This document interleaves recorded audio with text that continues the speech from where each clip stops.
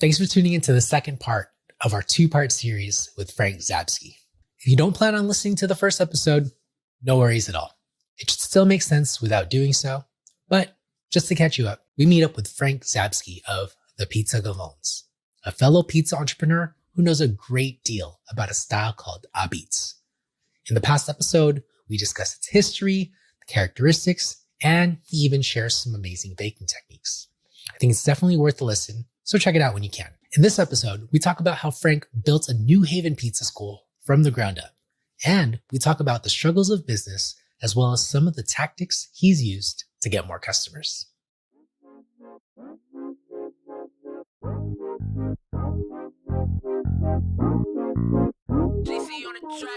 Welcome to the What's Good Dough podcast. I'm your host, iDrift. On this show, we talk to the pizza community, including the innovators, the risk takers, and the game changers who are pushing the boundaries of pizza. Whether you're a seasoned pizza business owner or you're just starting out on your journey, we've got something for you. So sit back, relax, and enjoy the show. And remember to always ask, what's good dough?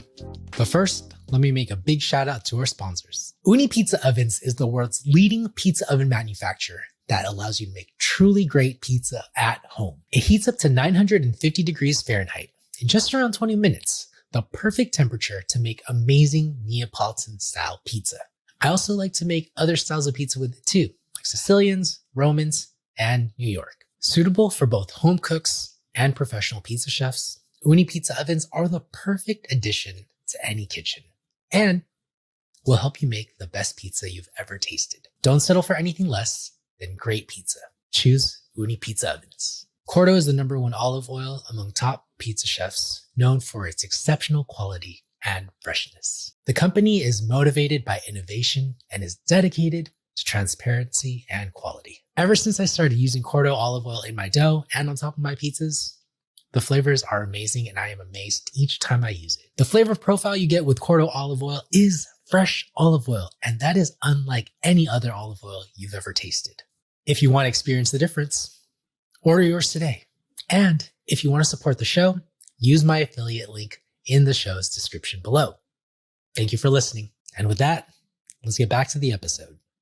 So Frank, are you some sort of pizza historian? I think we've gotten far enough into the conversation. Maybe you can give a bit of a primer as to who you are, a bit of background information as to who you are. Yeah, so I wouldn't particularly call myself a historian. I love the history of it and I know a lot about it, but there's certainly people that know a lot more than I do. I'm just a good reader and researcher and I just love it. I'm just passionate about it. So my story is I grew up in West Haven, which is the town over from New Haven in Connecticut. And there was a ton of really famous pizzerias for Connecticut, for New England. One's called Zupardi's, Abis. The other one's called Mike's. I mean, there was a bunch of others that don't exist anymore, but I started making pizza really at my church carnival. I actually started making what they call around here pizza frite, which basically is fried dough. So it's the same dough that you'd use to make baked pizza, but this dough it would be fried. And they'd have tomato sauce, either pecorino or Parmesan cheese on top of it, or they would have confectionery sugar if you didn't like the sauce. So I was about 12 years old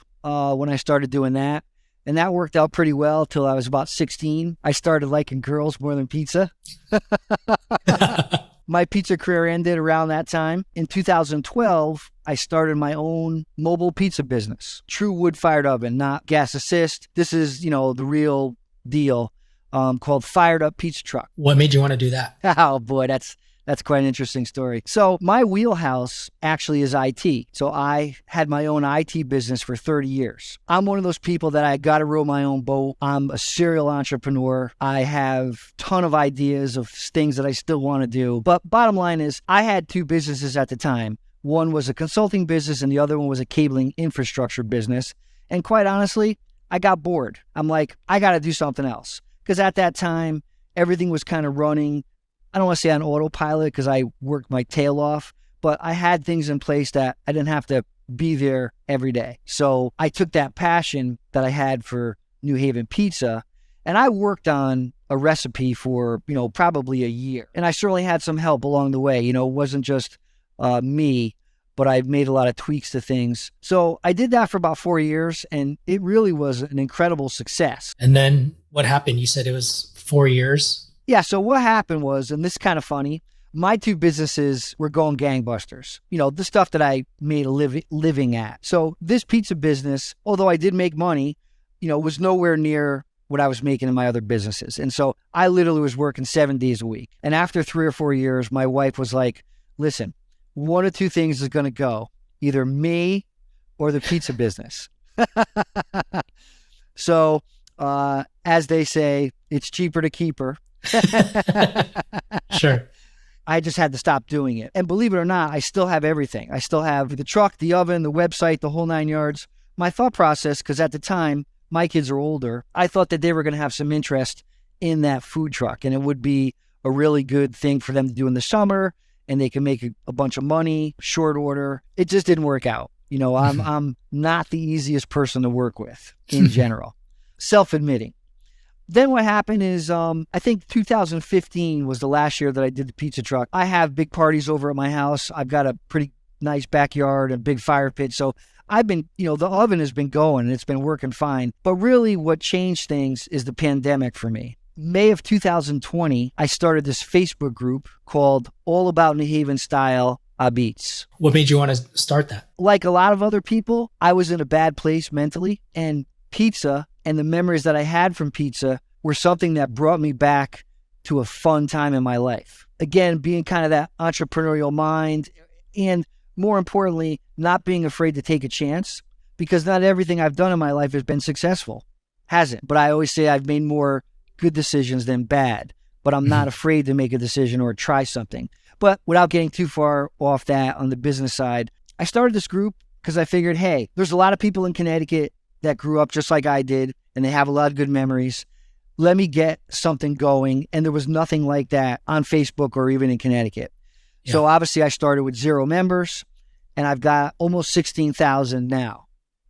And I've got people from all over the world making New Haven style pizza. The other thing I've done is I have a 5 DIY video series on YouTube on my channel, The Pizza Gavones, which I'll get to in a bit. And that shows people how to make New Haven style pizza. There's a separate video on the dough, the sauce, the combination of everything, how to launch it. How to eat it. Yeah, well, I could do that pretty well too. So about a month after that, I started this brand called the Pizza Gavones. And it was me and 2 other people who are no longer involved in it. But the premise of that was, at that time, a lot of the pizzerias in Connecticut and all over the country were really not doing well because it was shut down. So you had these pizzerias that had, on a Friday, Saturday night, hundreds of people patronizing their walk-in business, and it was morte, dead, gone, nothing. So the premise of the Pizza Gavones really was to do pizza reviews. The slogan that I came up with, I review the pizza, the place, and the personality. I'm sure you and a lot of probably your viewers have heard of Dave Portnoy. Yeah. And people either love him or hate him.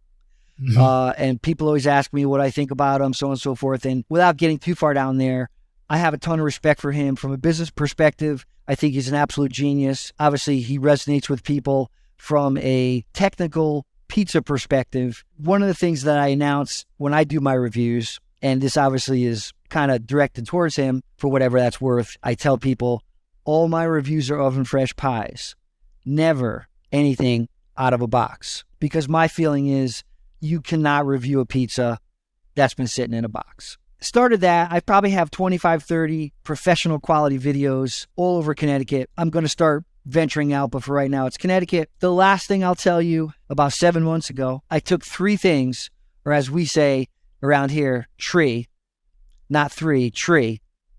I took 3 things that I love to do. And one you've probably already figured out is I like to talk, I like to teach, and I like to make New Haven style pizza. So I took those ingredients, so to speak, I put them in a bowl, and I started this pizza school called New Haven Pizza School. And the premise is to teach every student that comes in how to make at home with ingredients that you could buy at your local grocery store, New Haven style pizza using their home oven.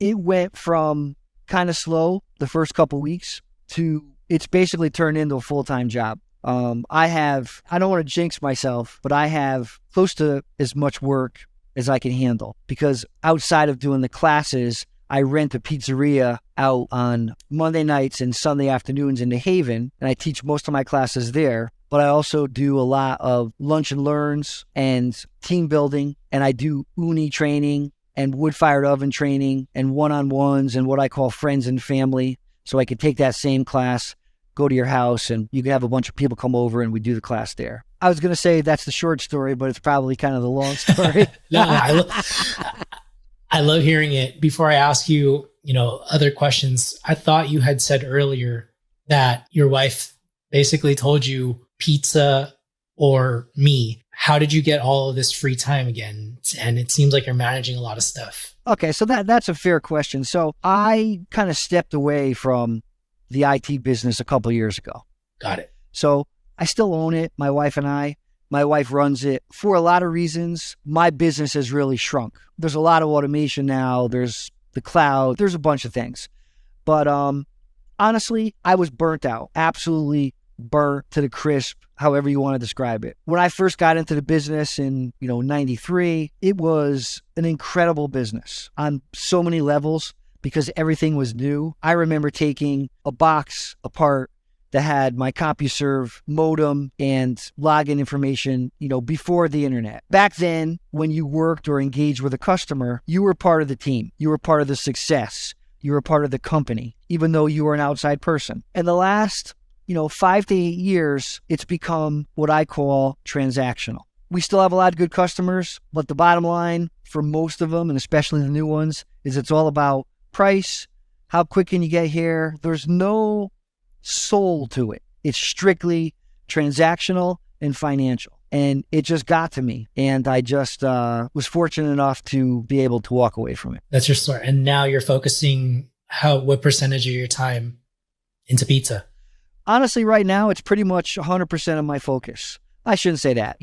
I still oversee the IT business from afar. I obviously talk to my wife every day about it, but I would probably say 95% is pizza. This is what they call, and I'm a little bit older than you, I think, this is what they call 2.0 for the mid-50s people. In your 50s, you're supposed to be able to do what you want to do versus do what you have to do. So I had certain financial goals and things that I wanted for my kids, which I was able to achieve. And so now I can downshift and I don't have to make X, I can make Y financially and be okay.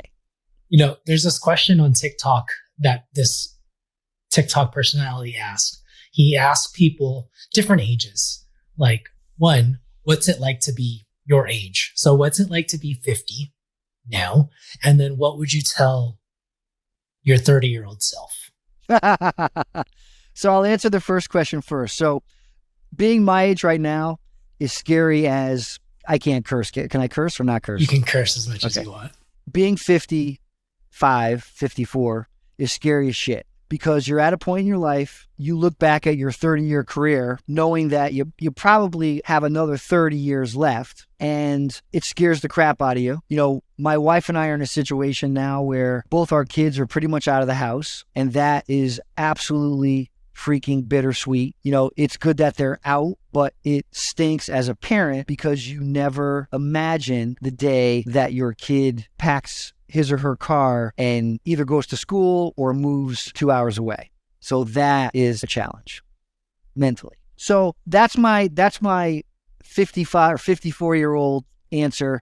And my 30-year-old answer is a little bit less sentimental and more business. And I'll give you as much as I want to give. I always trusted people. I was always brought up, and I don't have a halo over my head. I've made some mistakes, and like everyone else. But for the most part, I consider myself someone who has a high moral and ethical standard. And so a lot of my business that I did with people, including employees that I trusted. And I didn't have employee contracts, and I didn't have vendor client contracts. And that has come back to bite me in the rear end. Again, not going into details, but I would tell my 30-year-old self, and this is going to be kind of a hard thing to hear, but it is what it is that you have no friends in business. None. Now, that doesn't mean you can't be friendly and amicable and nice and pleasant, But at the end of the day, push comes to shove, your clients and your employees will always do what's best for them. That would be the advice I would give my 30-year-old self. Okay. Wow, that's some real stuff there. And I appreciate you being open and vulnerable and giving us a little bit of insight as to what you've gone through. And that's fair. That's life. Yeah. I really do want to learn more about how you built a community on Facebook. How I built a community on Facebook. Really, the answer to that is I just gave a lot. I showed people how to make this pizza on the videos that I created. I answer, I'm on there a lot, probably a lot less than I used to be, but probably the first year, I probably was on my group, 20, 30 hours a week, just trying to help people as much as I could with all different types of questions. I gave a lot of myself, and I think that really built trust, know, like, trust. I think that's what I did. There's some people that don't like me, and I understand that. As you can tell, I'm pretty upfront, and I'm not for everyone, without question, nor do I want to be. And then, building that community, giving more than you take. And then you said something, know, like, trust. That's the precursor to making a sale, right? Know, like, trust. Is that yes. Okay. And I'm assuming the 16,000 people that you built in this Facebook group, you ended up saying, hey, I have a school for more one-on-one conversation. Maybe come join my school. Is that kind of how it works? Yeah, kind of, sort of. It's kind of funny. The group seems to be really more, I'll call it consumer. I don't get a ton of business from the group that I can track. It always interested me. I don't know where everyone comes from, but I do a lot of posts to a lot of other groups in Connecticut. Like, there's a group called Connecticut Wonderful. They've got 35,000 members. And the whole premise of the group is to show people spots, restaurants, things to do that make Connecticut wonderful. I have a huge following on Connecticut Wonderful. Pretty much what I do is every one of my classes, I have a professional photographer and videographer that come to the class, and they take some really, really, really good pictures. And I post the pictures up, and there's people that are smiling and laughing and launching the pizzas. And, I don't post things like direct sales stuff. Now, I'm not saying that I haven't, but for the most part, I like to tell the story. And I like people to see my face and my name and kind of get that connection. And I think that's really kind of probably more what I got on my group, is that I kind of built a name for myself. I don't think I get a ton of business from the group, but I think it's helped build me as, quote unquote, a New Haven pizza expert. Now, understand that I didn't start the group for that. I just came up with this pizza school idea. There was no monetization at all from the group. Zero. This kind of just happened, the pizza school. Where do your customers come from then for the pizza school, would you say? What I do is I probably have a list of about 20 Facebook groups that are Connecticut centric. Like, there's a Facebook group called Things to Do in Connecticut. So I post on there. I post, some direct ads. Hey, this is my class. Come check it out. I show you how to do the dough, the sauce, that. But again, a lot of what I do is after every class, I post these awesome looking pictures. And I let the pictures and the people and the expressions on the people's faces and the pictures of the pizza tell the story. You're not doing too much of a hard push. You're not doing too big of an ask, but people are just, when they see it, they're like, it's either for me or it's not for me. And they'll sign up. Yeah. There's some people that they're just brutal, man. Like, I charge $125 for a class. It's 3 hours. And for 3 hours, you get a cup that you bring home that you don't have to measure anything with. You get a recipe. You get a lifetime knowledge for 3 hours for $125, which is kind of the going rate. But there's people that come on and say, are you kidding me? How do you charge $125 an hour? And, they're just brutal. I always try to be funny. And I say, well, I guess you're not going to be in class. That's kind of how that rolls. We just paid $170 per person, my wife and I, for a knife skills class. Yep. 2 hours, barely got any food. It was like appetizers. And then we made spring rolls out of the vegetables that we cut. The knowledge was great, but in terms of the food that you normally eat, I'm assuming people eat in your class. Oh, yeah. But if you're in class for 3 hours, you're going to be eating a good amount. And that adds up too. So, $120 for 3 hours of your time sounds like a steal. It is. I mean, they get pizza before they start the class. There's a famous soda in Connecticut called Fox and Park. Kind of Fox and Park and New Haven's pizza, they're like yin and yang. So they get unlimited Fox and Park. They get pizza when they first come in, and then everyone makes their own pizza. Nice. So it's like, it's the whole deal. It's the full Monty, so to speak. So that's where I get a lot of business from. And also one thing I do, and I don't do a lot of it, but Facebook has a very granular way of advertising and marketing. So I have set up several audiences, as they call them, with specific parameters of people that I want to reach. So you're advertising. I am. Not a ton. The thing of it is just, you can't just do one thing. You got to do 5, 10 things, and then whittle it down to 3 or 5 that work. My classes are 12 people, and I'll get a family of 4, I'll get a couple couples, and then I'll get the rest singles. And that's kind of a standard class. But I guess where I'm going with this, and I track this, I'll get a couple from my Facebook ads, I'll get a couple from Things to Do in Connecticut, I'll get a couple from Connecticut Wonderful, I'll get one from another place, I'll get one from my group. And you're tracking it by putting different links for all of these places that you're posting? Well, that would make too much sense. Okay. I was going to say, how do you know then? I just ask people. Where'd you find out about us? Old school, but it works. And it works. Frank, I want to ask you my final 2 questions before we wrap up here. You've been so great. I hope to have you on again sometime because you're a wealth of knowledge. Anytime, my friend, anytime. Like I said, I could talk. We'll try to carve out a little bit more time too, so you can get deeper in this in the weeds. What is one mistake in pizza, business, or life that people should avoid? It's not a positive thing, but I'm just going to tell you is be cautious with people. Don't trust everyone 100%.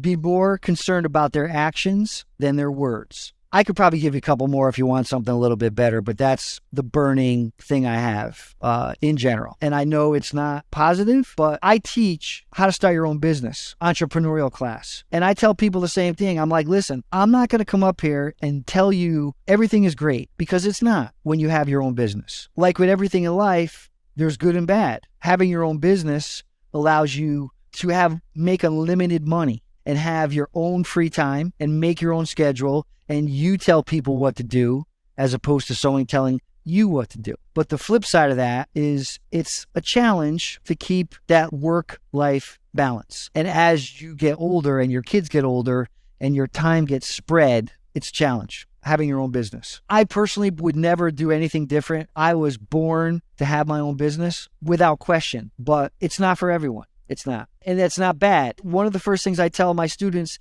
is, listen, I'm either going to convince you to have your own business or convince you not. And either one, I've been successful, because you shouldn't do something you don't want to do or that you're not good at. Not that you can't learn, but it's just not for everyone. That's super fair. I think in this day and age, we have influencers who make things all pretty and magnificent and like, owning a business is the best thing in the world. But you have to realize there are downsides to it. There are times where your contract doesn't get renewed. And then what do you got to do? You got to scramble for money, or, your business partner may shit on you, screw you over. That can happen too. Whatever the case may be, it's not all butterflies and rainbows on the other end of it all. As I say, there's a lot of people who put stars in your eyes, and you just have to be able to read between the stars. I personally wouldn't change anything. I was very fortunate, but I was also in an industry that was just emerging. As humble as I can say this, I did very well for myself. And I came from this, 0. Perfect. Thank you for that. Thank you for sharing. That is a completely fair answer. Yeah, that's my answer. Final question for you, Frank, before we go. What do you want to leave the audience with today? The floor is yours. What do you want to say as your final words? Well, first, thanks for listening to me. That's the most important thing. Hopefully you got something from what I have said. If you are in and around Connecticut, there's a lot of really, really good pizzerias outside of Sally's, Pepe's, and Modern. And now I'm not saying don't go there, but there's a lot of hidden gems that people should know about. I think you got to give New Haven style a try. It's not for everyone, but a lot of people do like it. And I think, we don't have a professional team in Connecticut. I always say that pizza, or Abits, for us is kind of our professional team, because there are people who are just staunch Sally's or Pepe's or Modern or Grand or Ernie's or, 100 other places, but they're just like, that's it. I'm not going anywhere else. They're the best, blah, blah, blah. So I think I want to leave you with that. And the life part of it, which will be brief, is enjoy your time. You have to carve out time for things that you want to do. And your kids are not always going to be around all the time. If you have a decision between doing a little bit of extra work or going to their basketball game or football game or their concert or whatever, absolutely 100% go spend time with your family because it goes very quickly. Thank you. Thank you for ending on that. I need to hear that. I recognize that today. There are times where I'm like distracted from that message. And so I always need that reminder. And so for anyone who wants to shoot over that reminder to me, I'll take it. All right, Frank, I got to have you back on. All right. Listen, I have no problem. You tell me when you want me on. No, the hour went by too quick. It's good leaving them wanting more. Hell yeah. Have a great rest of your evening. Peace. Well, there you have it. My conversation with Frank Zabski. Do check out our social accounts to stay updated whenever we have a new show. You can find us on Instagram at What's Good Dough and on our website, what'sgooddough.com. Don't forget to subscribe, rate, and review the show so that we can reach more listeners. I appreciate you. I love you. Till next time. Peace.